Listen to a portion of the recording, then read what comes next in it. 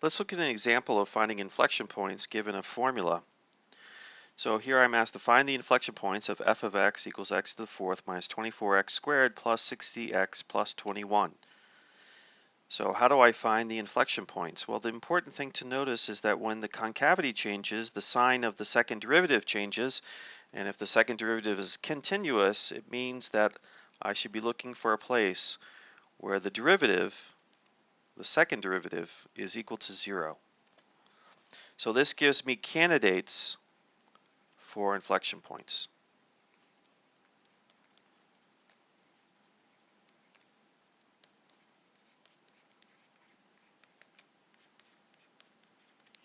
Okay, so for this function, f of x equals x to the fourth, etc., we can try to find the second derivative, set it equal to 0, and find our candidates.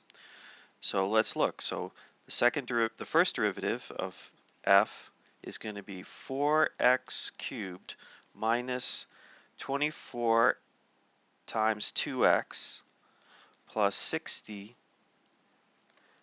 and then that's it. So then this will be the same as 4x cubed. 24 times 2 is 48, so I get minus 48x plus 60. So now the second derivative is the derivative of the first derivative. So now I have 3 times 4 is 12x squared, and then just minus 48. So I want to see, when is that equal to 0?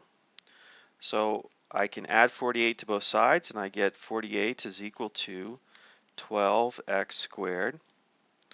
And then I can divide both sides by 12. 12's cancel. I get x squared is equal to 4. Now notice there are actually two possibilities here. Either x could be 2 or x could be equal to minus 2. So these are the candidates for inflection points.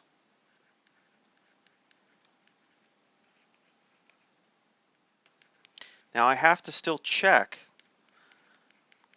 whether these are inflection points. I need to check that to the left of 2 I have either plus or minus, but then it changes after 2. So let's see how that works. So let's look, we have on the number line, we have the points minus 2 and 2, and that's where we know the second derivative. These are the 2 points where we know the second derivative is 0. So 0. Now I need to check the sign to the left and to the right of minus 2 and the sign to the right and left of 2. So one way to do this is to take my second derivative, which is up here, and plug in some points. If I plug in, for example, the point 0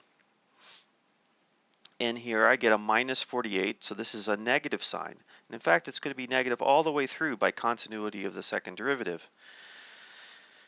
If I plug in a number that's bigger than 2, say 3, then I get f double prime of 3, plugging into the formula, is 12 times 3 squared minus 48, which is equal to 12 times 9 minus 48. And that's going to be equal to, well, 12 times 10 is 120, and so 1 less is going to be 108. And so minus 48 will be equal to 60. But what's important here is that this is just a positive number. So at 3 I get a positive number, and in fact everywhere on the right hand side of 2 I'll get a positive number. Same thing happens at minus 2. If I look to the left at minus 3, if I plug that in, minus 3, that's the same as plugging in 3 because minus 3 squared is also 9, and so I'll end up with the same computation. So f double prime of minus 3 will also be 60. So to the left here I have pluses. So what I verified here is that to the left of minus 2 I have pluses, then I have minuses. So the second derivative changes sign at minus 2. It changes from plus to minus. At 2 it changes sign from minus to plus. So these are indeed inflection points. So they're not only candidates for inflection points, they actually are inflection points. Let's look at another example where in fact your candidates aren't inflection points. So here, find the inflection points of f of x equals x minus 1 to the fourth. Okay, again, to find candidates for inflection points, we want to take the second derivative and set it equal to 0. So what is the second derivative? Well, the first derivative is going to be 4 times x minus 1 to the third, and then the derivative of the inside function is 1, so I don't have anything there. And the second derivative is bring down to 3, 12 times x minus 1 squared, and then the inside function, the derivative is again 1, so I don't need to put anything here. So the second derivative is 12 times x minus 1 squared. Now I want to set that equal to 0. So when is 0 equal to 12x minus 1 squared? Well, the only way that can happen is if this is 0, which means that x has to be equal to 1. Okay, so x equals 1 is a candidate for being an inflection point.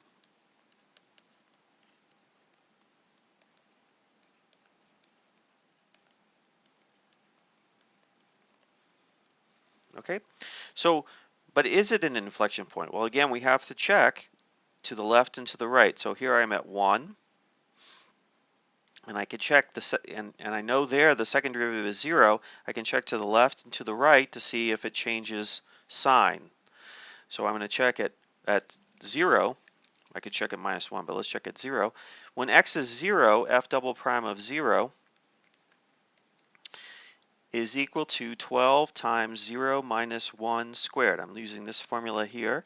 So that's the same as 12 times 1 squared, which is the same as 12. So that's good. So this is 12. So it's positive here. On this side, because of continuity, once I check it's positive at 0, I know it's positive everywhere to the left of 1. What's the sign on the other side? Well, I would check at 2. Let's check what happens at 2. So f double prime of 2 is equal to 12. Again, I get 2 minus 1 squared. But again, that's 12 times 1 squared, which is 12. So that's positive. So to the right, I get something positive. Okay? But because it's positive to the left and positive to the right, 1 is not an inflection point. There is no inflection point because the concavity did not change. Even though the second derivative is 0 there, 1 is not an inflection point.